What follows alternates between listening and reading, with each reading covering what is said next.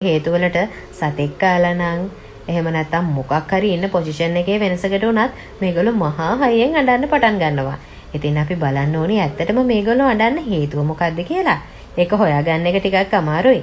හැබැයි ඉතින් අපි කොහොම හරි හොයාගත්තේ නැත්නම් එහෙම අපිට අපේ බබාව සනස ගන්න හම්බ වෙන්නේ නැහනේ. ඊළඟට ඒගොල්ලන්ට ඇටෙන්ෂන් ඕන වුණාමත් බබාලා අඬනවා. අපි බබාව ගොඩක් වෙලා තනියම දාලා ගියොත් එහෙම ඒගොල්ලෝ අනිවාර්යෙන්ම අඬන්න පටන් ගන්නවා. ඒගොල්ලන්ට ඇටෙන්ෂන් ඕනේ හින්දා. ඉතින් ගොඩාක් වෙලා ඔයගොල්ලන්ගේ දරුවා තනියම දාලා එහෙම යන්න එපා අම්මලා. ඉතින් පවුනේ ඔයගොල්ලන්ගේ චූටි පැටව.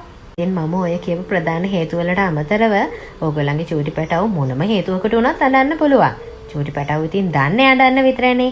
ඉතින් ඒගොල්ලෝ හැම දෙයක්ම ලබා ගන්න උත්සාහ කරන්නේ මේ ඇඬීම මගින්. අපි බලන්න ඕනේ මේගොල්ලන්ට බඩගිනිද, නිදිමතද, එහෙම නැත්නම් වෙනත් මොනවා හරි අපහසුතාවයක් නිසාද බර්ත් කරන්න ඕනිද? මේ වෙලාවේ ඒගොල්ලන්ට ඇටෙන්ෂන් එක දෝනි. එහෙම නැත්නම් ඒගොල්ලෝ අධික විදිහට තේජනය වෙලාද? මේ මොන දෙයකටද ඒගොල්ලෝ අඬන්නේ කියලා හරියට අපි තේරගත්තොත් එහෙම අපිට පුළුවන් අපේ චූටි පැටියව ඉක්මනටම සනස ගන්න.